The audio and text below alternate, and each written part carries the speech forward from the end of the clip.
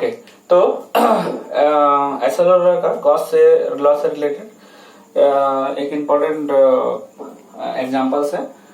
तो देखो एग्जांपल्स में सवाल क्या दिया है वो मैं बोल दे रहा हूँ।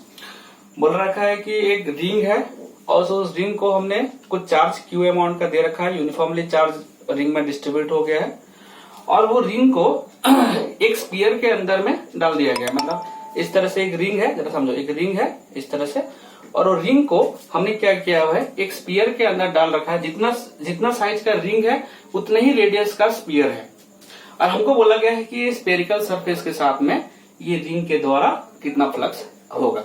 तो हम जानते हैं चार्ज तो ये रिंग में फैल गया। चलो इधर डायग्राम में दिखा दो, ये रिंग है अपना और ये जो है साइड वाला जो है वो एक स्पीयर है। ठीक है, इसको देख लो।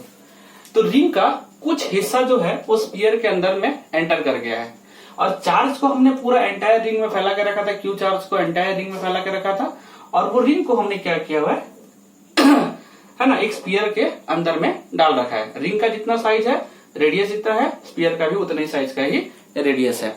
दिखाई दे रहा है तो ओके। अच्छा, अब सवाल ये बोला हुआ है कि इस स्पीयर के साथ में कितना फ्लक्स लगेगा, गॉस थ्योरम को अप्लाई करके बताओ।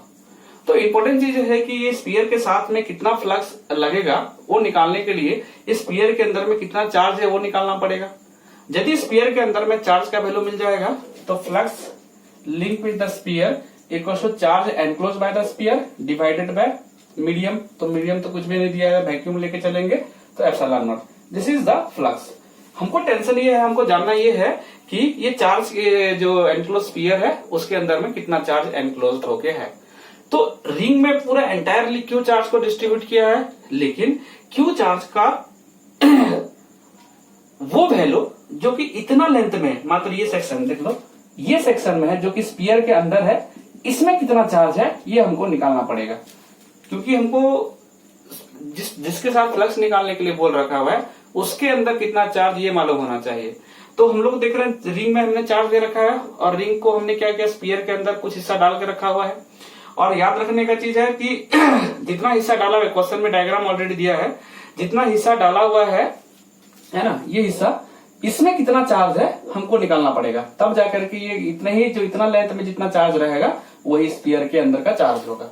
तो इतना लेंथ का हमको चार्ज को पता लगाना पड़ेगा, उसको निकालना पड़ेगा और डिवाइडेड बाय एप्सिलॉन नॉट कर देंगे तो निकल जाएगा। अब देखो इतना सेक्शन का कितना चार्ज रहेगा निकालने के लिए, तो हम जानते हैं लैम्बडा इक्वल्स टू कितना हो गया, ये रिंग में हमने चार्ज दे रखा था, लैम्बडा इक्वल्स टू कितना हो गया, total charge in the ring divided by total length of the ring, that is 2 pi radius. This is the charge per unit length of the ring. Ring का unit length यदि हम लेते हैं तो कितना चार्ज मिलेगा अपने को। अच्छा, तो इतना लेंथ का चार्ज कितना हो जाएगा, तो Q of the this charge of this section जो कि स्पीयर के अंदर में है, इसके निकालने के लिए Q इक्वल्स टू लैम्बडा, मतलब यूनिट लेंथ में कितना चार्ज है, इनटू कितना लेंथ, ये लेंथ। तो ये लेंथ को मैं फिलहाल टेम्परेरी L ले रहा हूँ, लैम्बडा के जगह में कितना डालूंगा, Q बाय 2 पाई R इंटू L। अब बताओ ये लेंथ को ऑब्जर्व करो, जरा ध्यान देना, ये लेंथ क्या हो गया देखा जाए तो यहां से मैं इस लाइन को पॉइंट को ड्रॉ करूं, यहां से इस पॉइंट को ड्रॉ करूं, यहां से इस पॉइंट को ड्रॉ करता हूं, यहां से इस पॉइंट को ड्रॉ करता हूं, तो देखने को मिलेगा एक खाली रिंग पॉइंट ऑफ व्यू। देखो अब ये स्पीयर बोल ध्यान मत दो, तो ये रिंग का देखो इतना हिस्सा का लेंथ कितना होगा ये निकालना है अपने को। तो इतना हिस्सा का लेंथ कैसा मैं निकाल सकता हूं, एकदम आसान तरीका है। देखो इसका सेंटर में जो एंगल बनेगा ना, मैं ये पॉइंट को यहां से इस पॉइंट के साथ में इस पॉइंट के साथ कनेक्ट करता हूं, तो ये देखो ये रेडियस है, अरे ये रेडियस है रिंग का, और रिंग का रेडियस और स्पीयर का रेडियस सेम बोल के रखा है ऑलरेडी, जरा ध्यान देना, ठीक है। तो ये जो रिंग का रेडियस R हो गया, ये भी R है, ये भी R है, और हमको इतना लेंथ चाहिए अपने को, ये लेंथ हमको चाहिए।